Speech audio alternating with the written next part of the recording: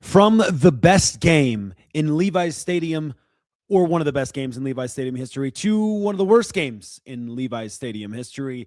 That was a horrible game, one of the worst games that we've seen in a really long time for the San Francisco 49ers.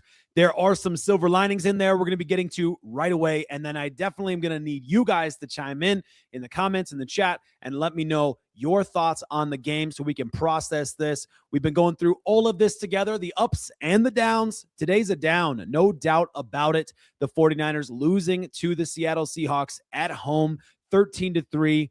Against anybody else, please don't play like that against the Seattle Seahawks. A brutal loss. We'll get to all of the details in there, or at least a bunch of them. We'll get to the silver linings, the positives that come out of that game. There are a few of them, despite the fact that it was horrible to watch, horrible to experience, painful in every single step of the way. We'll also hopefully get to some updates from Kyle Shanahan in a New York minute, but definitely let me know your thoughts. We'll be getting to those in a moment. An absolute heartbreaker.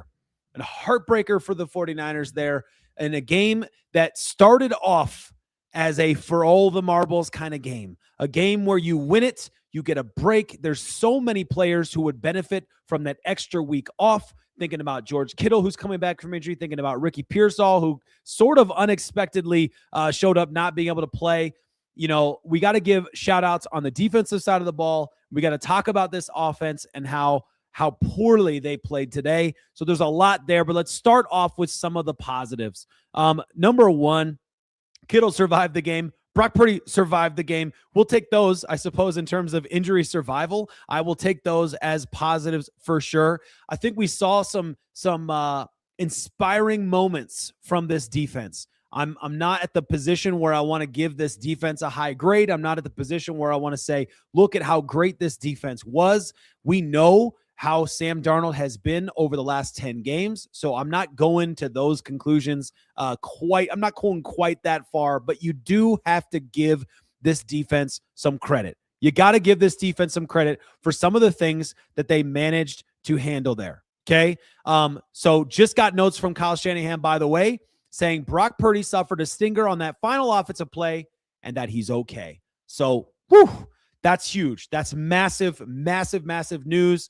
Could not be bigger news for the 49ers than your quarterback, your QB1 is okay. Huge news. We'll take that. And we'll keep going through this. But when I look at what this defense did, we're going to give some credit where credit is due. First drive, okay? It all just flipped on me. They get all the way down. They move the ball, 7 minutes and 37-second drive, 12 plays. They're in the red zone, and you get in a situation where because of a Renardo Green, what was it? Was it that play, or was that a different drive? I got to double check my notes on that one for the pass interference. Yes, it was a bad PI call. JSN is pushing him off. It wasn't Renardo Green. It was Diamador Lenore. Excuse me. He's pushing him off. Okay. And it looks like Diamador Lenore is like pulling his arm, but he's not, because when Demo's arm lifts off, JSN's hand is still pushing. So that was a bad PI call. You're on the 1 yard line.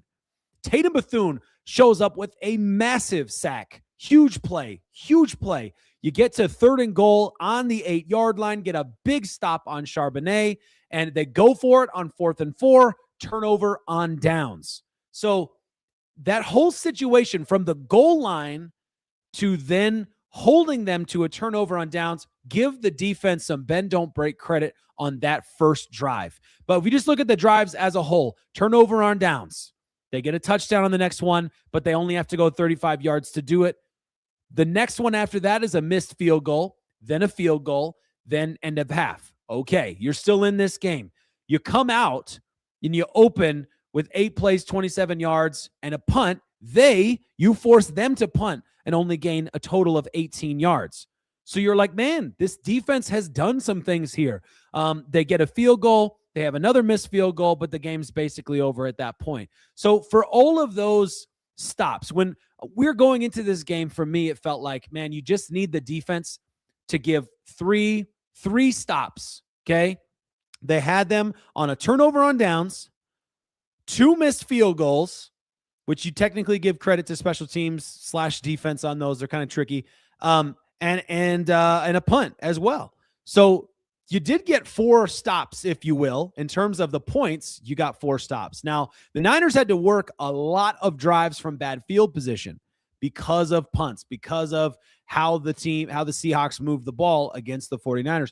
But I'm not going to give the offense any credit here because of having bad field positions, because they also had several drives where they started with decent field position. So there's no excuses here for the offense. I wrote it in my notes maybe 2 or 3 times on drives. Like there's no excuse here when here you go. Offensive drive number 6, second offensive drive of the second half. Another bad field position starting at the 9-yard line because of a good punt. There is no excuses for the offense on that play. Pass rush. I want to give a little credit to the pass rush too, because you know what? They did get a couple sacks in there. They did get a couple pressures in there. They did have several tackle for losses. Like, you got to give a little bit of credit on there. Only one meaningful pass breakup that I can remember from my memory. And I look forward to you guys keep letting me know in the chat and in the comments what you guys are thinking. But as far as the defense is concerned, I thought holding them to 13 points, you really kind of want to call that 19 points in a way, because you'd expect those field goals to go in, but at least one of those two. But like, at the end of the day, it was 13 points. Like, you're not going to fault the defense. Even if you held them to under 20, you're going to feel good with what your defense did. If I told you before the game, the defense is going to hold them to 19 points, then I think you would say, I'll take those odds on our offense being able to do more than 19 points. And the Niners were not able to do that. So we're going to get to the offensive side of the ball in a second here. Keep letting me know what you think in the chat there. The good news, though, that Brock Purdy is going to be fine. He would have returned to the game if there was more time left, says Kyle Shanahan. That's great. D. Winters and Tatum Bethune, on the other hand, however, those injuries could linger into next week. D. Winters, ankle injury, Tatum Bethune, groin injury, those could linger. And that's problematic from a lot of reasons. But, man, if I could just the one nice thing about the offseason is not having to hear about new injuries popping up. My goodness, it has been a long, long season of hearing about players who might not return to the game, questionable to return, players in the blue tent. Like, I am so done with hearing that. It has been an awful season in terms of injuries, and it's wearing me down, man. It is wearing me down. So here's the deal, though. Trent Williams, Ricky Pearsall, Brock Purdy all should be good as far as we know right now. That's a good sign. Thinking about next, I'm refreshing my feeds here, trying to make sure I keep you guys updated on everything else that we hear from Kyle Shanahan regarding these particular players. We'll learn more, of course, about what happened with Ricky Pearsall, who was looking really good to play and didn't quite go. I'm hoping that it was just that when they got out there, game time decision, wasn't quite feeling right and he couldn't go. That is what it is. But the Niners offense desperately needed Ricky Pearsall. And you know what? One guy, I know this might feel out of left field for some of you, one guy that I'm really disappointed about, that I'm really missing in a game like today, and I'm really frustrated about, is Brandon Ayuk. I have not been super frustrated with Brandon Ayuk in back-to-back 5-touchdown games where Brock Purdy is absolutely slinging the ball. But you get up against this really tough Seahawks defense, and your only guy who is a genuine separator is Ricky Pearsall, and he's on the sideline. And Brandon Ayuk was that guy for a long time. And the Niners desperately needed a guy like Brandon Ayuk, a big body, good separation, sure-handed. And, man, that really frustrated me today watching that game, knowing that all the projections in the world said he would be back by week 18. He should have been back around week 12, week 13. Now, we learned obviously later that Shanahan hadn't even seen him in a long time. So who even knows what was going on there? Nobody really knows except for Brandon Ayuk and the team. But all of that being said, let's talk about the offense, and I'm definitely going to get to your guys' chat in a minute here because I need you guys. I need some. The reason I was not going to go live tonight, like I had no plans to go live tonight, and I was like looking at my notes and looking at the stats, looking at the game, and I was like, man, I'm gonna need Niner Faithful to talk to somebody about this because I'm definitely not going this one alone today. Not today. So on the offensive side of the ball, I'm not going to go over all the stats. You don't need to hear them all. Brock Purdy actually plays a decently clean game despite being pressured a ton. I'm looking forward to seeing, not really looking forward, but I'm kind of looking forward to seeing what those pressure stats are because Brock Purdy was under pressure constantly. The offensive line, to use the defensive phrase, bend don't break. The offensive line was bend don't break at times, but that it was a lot of bending, and it was a crazy bending. The offensive line was breaking down constantly. And yes, they didn't get to the quarterback a lot, but normally when you see Brock Purdy's scrambling ability, it's because there's at least a lane to scramble from. Brock Purdy was in positions today, and I did not feel this was like the beginning of the season last year where Brock Purdy was maybe doing a little too much. This felt like the offensive line just could not keep a pocket big enough for Purdy to even move through. A lot of passes, some of them that he completed, some of them that he didn't, were passes that he's getting bumped as he's throwing the ball. He's throwing the ball and he's hitting the helmet of the other team in the pass. Like, it's just not a good situation for Brock Purdy there. And I thought he played okay considering everything. 19 for 27, 127 yards, and an INT that it's a tricky one because that interception, man, I'm not going to blame Christian McCaffrey. It's hard to even blame Brock Purdy. It's a deflected ball that if Christian McCaffrey just let the ball go, it is an incomplete pass and you live to play another down. Christian McCaffrey plays heroically, always tries to catch the ball, but it's so far behind him because of the deflection and because of the pace taken off the ball. You can see the arc of the ball changes. He's not stepping back, but like he's turning back as much as he can to try and catch the ball, bobbles it into an unlucky interception. Lot of unlucky plays in that game, by the way. The fumble that doesn't go your way. Fumbles are that way. They just are chance plays. I saw some people kind of being harsh on YGM for not getting that fumble. And it's like, dude, have you ever watched football before? Fumbles are very hard to recover. They're so unpredictable. That's why onside kicks can even work because the ball bounces in weird ways. And, if one thing isn't quite right, I mean, the best punters in the NFL will drop the ball on the 4-yard line and sometimes it'll still bounce the wrong way. Like, you do the best you can, but at the end of the day, the football is just a weird shape. Things don't always go the way that you want them to. But that being said, the offense, awful. Christian McCaffrey rushes 8 times for 23 yards. Brock Purdy has a couple rushes for 21 yards. Nice plays, both of those. Brian Robinson Jr., 2 rushes for 9 yards. The total rushing ability is 53 yards for this offense compared to 180 yards for the Seattle Seahawks. I mean, that's just brutal. The Niners had no answer for JSN. I didn't really feel like we got to watch the film back, I suppose, and do a real breakdown, but I didn't really feel like they had great plans for Jackson Smith and Jigba. Kenneth Walker and Charbonnet both had good moments in that game where they just lit us up. I think if you want to get to like the most frustrating moments of the game for me, and thank you for letting me know what you guys think in the chat. I'm going to get to those in a moment here. The most frustrating plays of the game for me that really turned the game over. Obviously the interception is a game sealing moment. I mean, it just makes the game almost impossible to win. But the one for me that really gets me is on the 7th defensive drive, 7th defensive drive. This is the 2nd defensive drive of the first half. Darnold fumbles the ball. Doesn't go your way. Okay, Seahawks recover the ball. 2nd down, incompletion. Now it's 3rd and 17, and you give up 19 yards on the ground.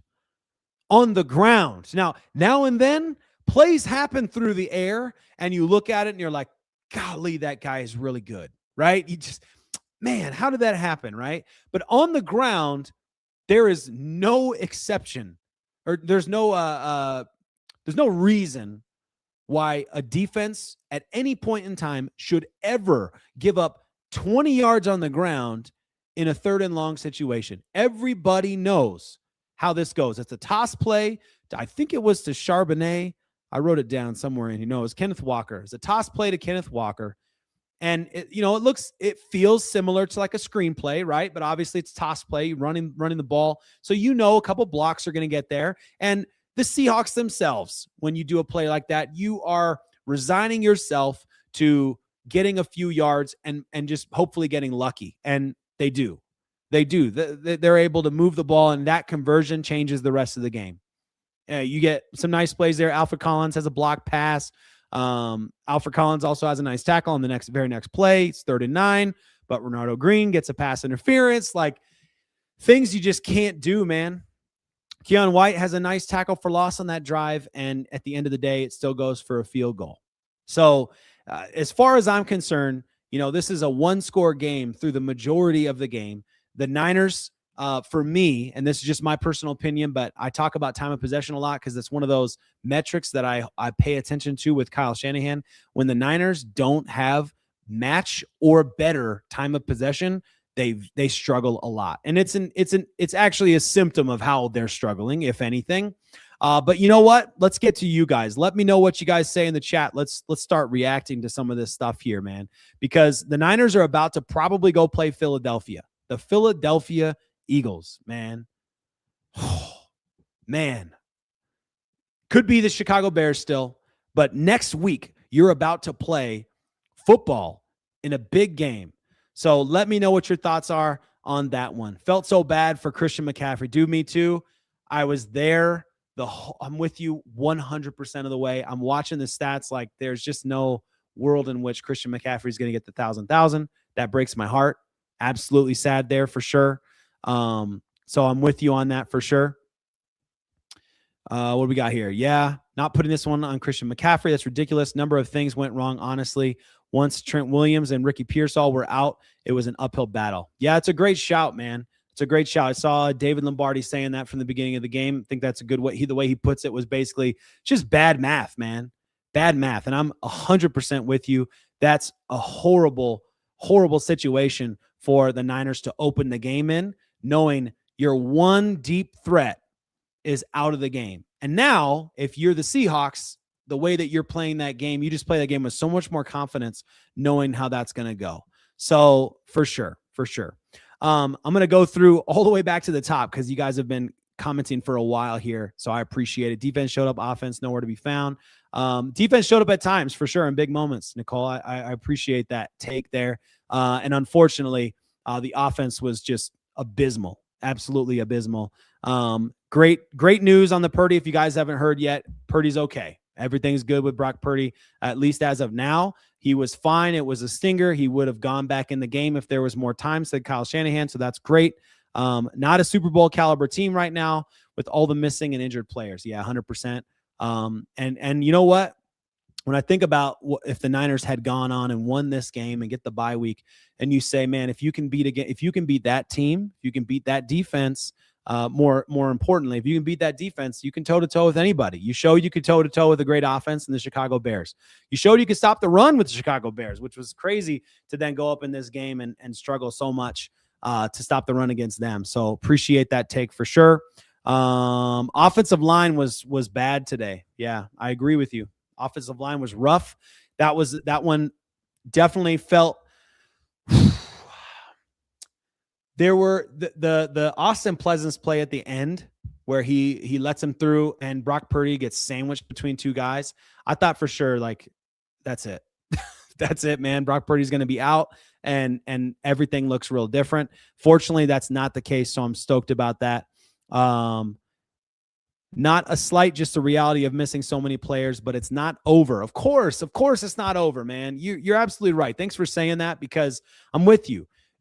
This Niners team can go and do something different. You know, who we play next is going to be really interesting. I'm curious. Let me know in the chat which team you would rather play. Right now, it's looking like. Now, obviously, the Rams can lose. Like, it can happen. But I don't expect the Rams to go on a third loss in a row. I don't know. Then the last time they did that. The Rams go and lose a third in a row to the Arizona Cardinals. The 3-13 Cardinals, which have nothing to play for. Kyler Murray's gone. It's already going to be Jonathan Gannon's job is already secure, according to recent reports. So This is a really weird Arizona Cardinals team. They've got nothing to play for. They got one all-pro player and Trey McBride, most likely this season. And that's it. That's all they've got, basically. They have just fallen apart as a team. I don't see any way that they're going to beat the Rams. If they do beat the Rams, then you're looking at NFC South as your opponents, and that looks okay. But the reality is you're probably going to be playing Philadelphia Eagles, and you're going to be traveling to Philly, and it's going to be one heck of a big game. Now, the Eagles this year have not been as good as the Eagles in the past. So, I'll take that. But, at the end of the day, it's still the Eagles. It's still the same team virtually. And I like our chances against any team in the NFL on our day. And today was not our day, which is a big problem. Big problem right now. Let's see here. Even without Ricky, it was bad on offense. Yeah, without Ricky, bad on offense for sure. Where did our offense go? That's a great question. What happened on our offense, right? So Trent Williams has been a stalwart this season. He's been solid. He's been great. I think that's an impact. I don't think it was 100% Trent Williams missing. I think this is a very, very good defensive line. I think Spencer Burford has stepped in and he's played really, really well for the most part. He struggled a little bit tonight. Austin Pleasant struggled. You'd expect anybody to struggle. Trent Williams struggled in times this season. So I don't think it's 100% the offensive line.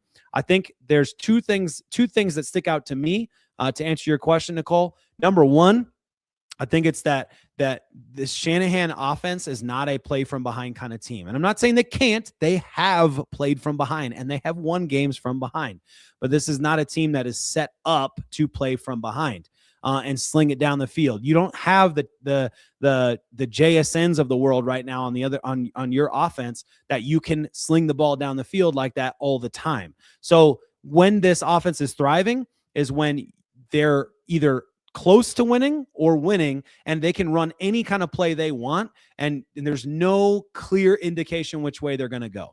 That's when this team is thriving, and that's when this team has swagger and all of that stuff. That's one of the major pieces there. I think missing Ricky Pearsall was huge. I think in this game, you saw Ricky Pearsall earlier this season in week 1 go for 4 receptions for 108 yards. You can't replicate that without that kind of talent. Now, Juwan Jennings is great.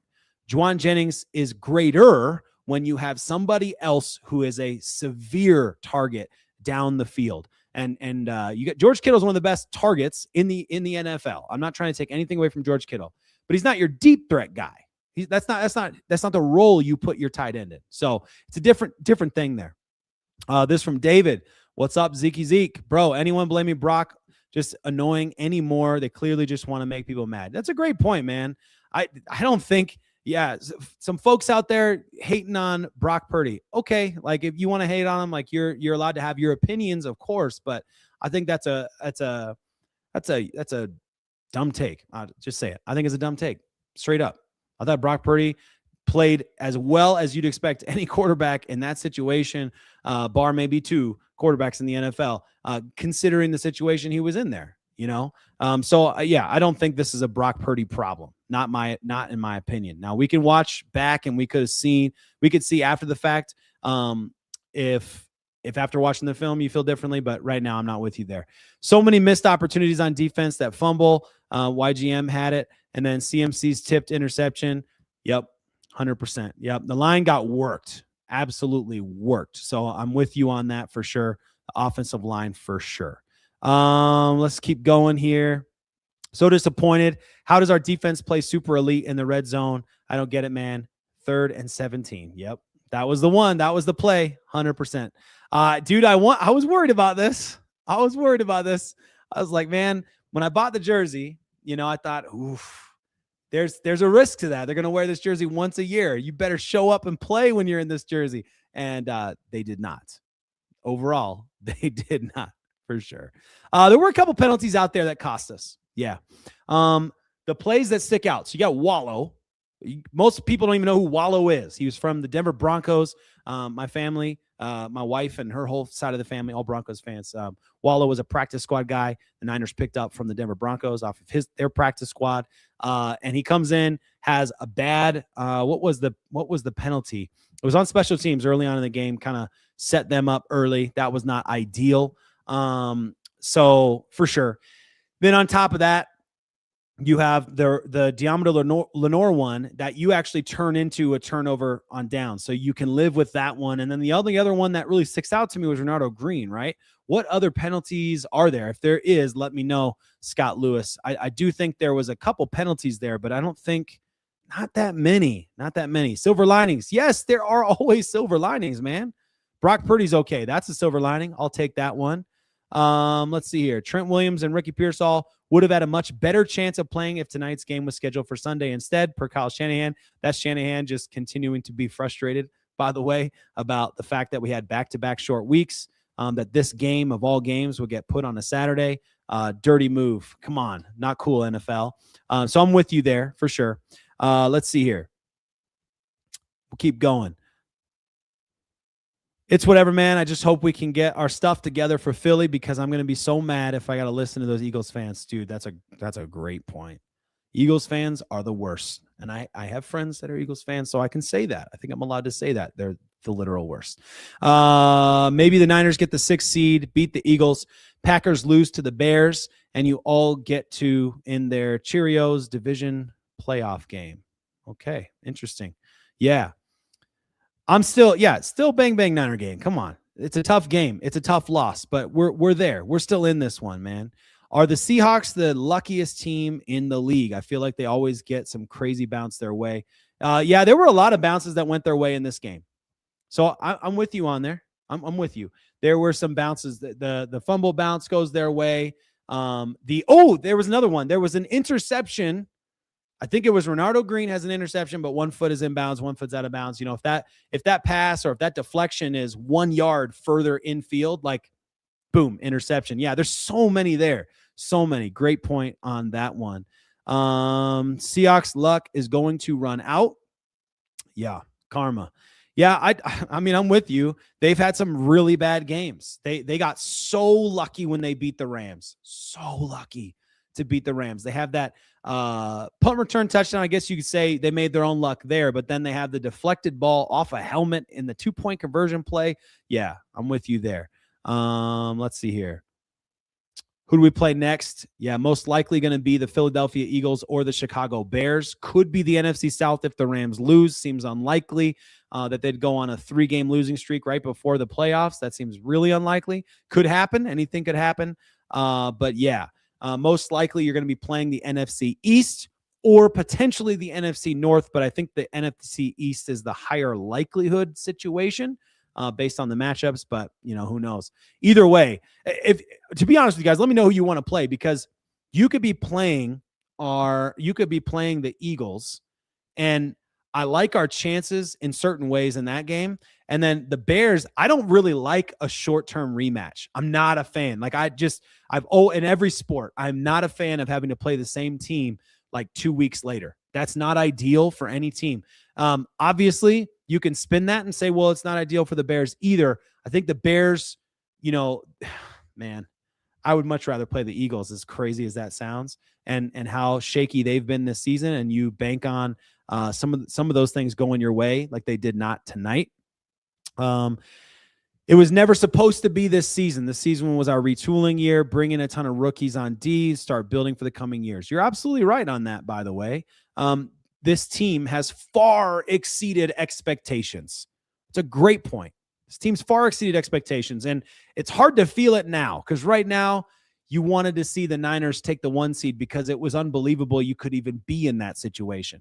But yeah, if you said before the season or if you said halfway through the season when Fred Warner has gone down too, or a couple weeks later when Michael Williams goes down, if you're like, hey, this team has a shot to be 1 seed and they're going to miss out just shy, you're like, yeah, okay, cool. And the way the NFL does playoff seeding is tricky too, because you go from a 1 seed potential to losing that game and being best case scenario 5 seed, most likely 6 seed. And that's unfortunate too. Like, it's just the way the seeding works. That's kind of annoying sometimes when you've got an 8-9 team in the Tampa Bay Buccaneers or the 8-9 Carolina Panthers, depending on who wins the Atlanta New Orleans game. 8-9 team that's going to be the 4 seed, and you're going to be traveling to them, or someone's going to be traveling to them. That's kind of annoying, but yeah, for sure. Honestly, it was. I think you already said that one there, so I'll keep going there. What What else? I live in the Pacific Northwest and don't root for either team. You're the exact reason why I hate the Seahawks. Talking to the Seahawks. Living around. Oh, okay. He's talking to someone in the chat. The Seahawks. Okay. Oh man, Kyle's gonna be Kyle. Defense gave up 13 points. He refused to find ways. Never wanted him. He's a choker. I get that argument in the sense that I understand that people have that argument. I don't see it. I don't get it. Personally, I don't see it. I think the Kyle Shanahan is a fantastic coach, and what he's done this season, considering everything, I'm not gonna put. I'll put this loss in part on Kyle Shanahan. I'm comfortable with that take, but I'm not gonna say that you just drop Kyle Shanahan. That's crazy talk to me, but that's okay if that's your opinion. Someone in here said we needed a wide receiver one. Yeah, there you go. We needed a wide receiver one. You're absolutely right. Yeah, and it's big games like this. It's playoff games where you need that WR1. Desperately, you need that WR1. So yeah, that's a great point for sure. And that's what I was saying earlier. If you were there during that part of the video about Brandon Ayuk and what's really hard about not having him, and why this game of all games, I'm sitting there just super frustrated we didn't have Brandon Ayuk, because we really could have used him in a game like tonight. He would have been beneficial. So yeah, I'm there. Tonjes did play, but he didn't have many snaps, mostly on special teams, to answer your question there. Disappointed in our offensive line for sure. Talked about that for sure. Defense did pretty well, all things considering. And that is one of those things, like during the middle of the game, you can feel really bad about your defense. And at the end of the game, you look at it and you're like, hey, we gave up 13 points. You can't really complain too much about the defense when they've done that. So I'm 100% with you. The Niners will wear these uniforms that I'm wearing right now 3 more times. 3 more times. They will. The deal was 4 games over 4 years. So they will wear these uniforms 3 more times. So let's hope they don't fall on big games, apparently. Let's see here. Purdy, yeah, you don't have to bet $1,000 that Purdy's going to get hate, because he's already getting hate. It's happening even in the chat right here. Let's see here. Any more takes on here we want to do? Let me know who you want to play, by the way. Definitely let me know who you want to play. Only if we're healthy. Fire all medical staff. This is too much. I would love to have an off-season conversation about the way that the 49ers handle injuries, how much of this we can give to luck, and how much of this goes down to something going on inside the organization that needs to change. I'm with you there. I think there's definitely room for a big conversation there. Wasted a first rounder on an injury prone Pearsall. He might be injury prone. You might be right there. It's so hard to know. He went a very long stretch in the first season after coming back from that gunshot wound. He has a very long season without being injured. And so, training camp, then the wound, that unfortunate situation, then he does really well. So he has evidence for a great stretch without getting injured. And then this season, I think the PCL injury and the way that it lingers is one of those things where I don't know if you can call that injury prone. He has a really bad injury that he's trying to play through and he's struggling. So it's 100% fair for you to make that assessment that he looks injury prone. I'm just not sure I agree yet. I'm not sure if we have enough data to determine whether or not. Tatum Bethune is talking about injury prone players. Tatum Bethune, on the other hand, I think you might be able to make that assessment this season, because that guy goes down in the middle of games seemingly every single week, and it's different injuries. So it's not the same injury over and over and over, at least as far as I'm concerned. So I think that one's interesting there. Purdy can have 5 incredible games in a row, 1 bad game with no wide receiver one, and the haters are like, so Purdy is good, huh? Yeah, for sure. And it depends which haters you're talking about. If you're talking about haters within like 49ers fan base, then I don't really get it, to be honest with you, because everybody's loving Brock Purdy last week. Everybody's loving Brock Purdy the week before, and nobody's complaining about Brock Purdy in either of those situations. Brock Purdy threw a pick 6 to open the game against the Chicago Bears, and nobody's complaining about Brock Purdy. What does that tell you? That tells you that he is a fantastic football player and he has the ability to play at a high level. And, unlike Sam Darnold has done many times, shrinking in big games, throwing lots of picks. Brock Purdy's played through a lot of really big games, a lot of big playoff games, and he's come back from bad performances like against the Lions when he started off first half, horrible performance. Excuse me, and has a great second half performance. So yeah, I'm not there right now. I'm not there, but I get you. I get you. So to clarify, D. Winters, Tatum Bethune are hurt. It does not look good for them. Does look like there is a good shot that they are going to be questionable at best next weekend. Not ideal. Okay. Christian McCaffrey on the interception. It's a play I absolutely have to make. I expect nothing less, but to make that play, it's completely on me. We have weirdly, by the way, my brother-in-law was texting me during the game and was like, man, that's so unlucky. And we've actually seen that 3 times this season. Christian McCaffrey had one earlier where Brock Purdy throws a leading pass, goes just over him, and it's out in front of him, and he's unable to bring it in, goes for an interception. And then Juwan Jennings had a play where he bobbles a pass, and it goes for an interception. So that's the 3rd time this season we've seen something like that, which is pretty unusual. Doesn't happen very often, for sure there.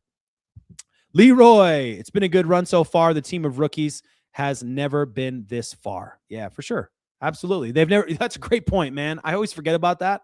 When you get to this point of the season, remember that college football players don't play this many games. So they're like, I talked about it a lot last offseason with Dominic Pooney and how well he played through a very, very long season for a rookie coming in. And if you don't know the whole pattern, they don't get a break. You have Senior Bowl, you have the draft, obviously, you have combine, you have all that stuff, and then you have OTAs, and you're learning before OTAs because you want to be as prepared as you can be for OTAs, and then training camp. They don't get a break like NFL players get a break. So that's a great point, as always. A great point from Leroy there. Upton Stout, man, I'm with you 100%. Upton Stout's going to be great. Next year, we're going to see a huge bump up on Upton Stout because he's already showing so many beautiful signs of what he's capable of. I thought he had a really solid game tonight. So I'm good on that one. Yes, 2 sacks on Sam Darnold. 100% for you there. So absolutely. Let me know your final thoughts on the game here. And I'll wrap this up with some of the updates here. But the Niners end tonight. 12-5. They end the regular season 12-5. And I won't do the whole, I've done it enough times. I'm not going to do the whole run through the list of all the injuries and all the different things there. But I will give the 49ers credit for being a 12-5 team. I picked them to be an 11-6 team. Many of you said 12 wins, and it absolutely could have been 13. Absolutely could have been before the season, before we knew anything. And then you throw in there all of the major injuries to guys like Bosa and Warner and Mykel Williams, and you find a way to be 12-5 against a schedule that started off looking like the easiest schedule in the NFL, turned out to be middle of the pack. Not as easy as you thought. You have some teams in there that ended up being significantly better than they were last year. So I'm gonna give love to this 49ers team and say, let's go, dude. 12-5 on the regular season. You're in the dance. You have the shot. You can do it. You can make it happen. You can still control your own destiny and try and carve a path out to the Super Bowl. And as deep as they get, I'll be proud of them because I'm already proud of what they've accomplished this year. So 100% with you guys there. Obviously another big draft coming up this offseason, and we're not getting there right now. We're not talking draft right now. We'll continue our prediction challenge every single day. I'll have results on that tomorrow once I can crunch all the numbers there, or Monday, or whenever it all comes together. My head gets messed up when we play football on Saturdays. So I'm stoked about that, and appreciate all of you guys. I hope the Niners can find a way to get some guys back like Trent Williams, Ricky Pearsall, looking really good for next week. If Kyle Shanahan says that Trent Williams and Ricky Pearsall had a much better chance to play if the game had been on Sunday, if one more day could have been that big difference maker, then I'd like to believe that means that they're very, very good chance to be practicing early on in the week. Even if Trent Williams gets another vet rest day, and they continue to play it safe as they have been all the way through. So, if they were to win the Super Bowl, it would be the most impressive Super Bowl win of all time. Yeah, the run to the Super Bowl would have to be one of the most incredible runs of all time. But you know what, dude? I like that you say that, I don't want to bring the big SB word in here, but I will say this. If the NFC were ever open, if teams were ever questionable, like the Seahawks included, they played really good tonight. Like they played very well. Their defense was stout, absolutely stout, made it incredibly difficult for the 49ers to move the ball. One of the worst, I mean, by points, the worst offensive performance, I think, from Kyle Shanahan ever. Three points. I think that's the lowest scoring game that Kyle Shanahan has ever had in the 49ers organization. I could be wrong on that. But yeah, dude, like you can beat these teams. Every one of these teams has real big problems. Every one of them, all of them.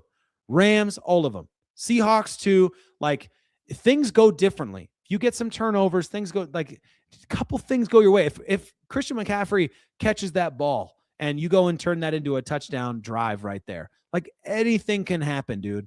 Anything can happen. The 49ers have, weirdly, the most missed field goals from opponents, by the way, in the NFL, which is a pretty wild thing, too. So, yeah, I'm 100% with you. And you know what?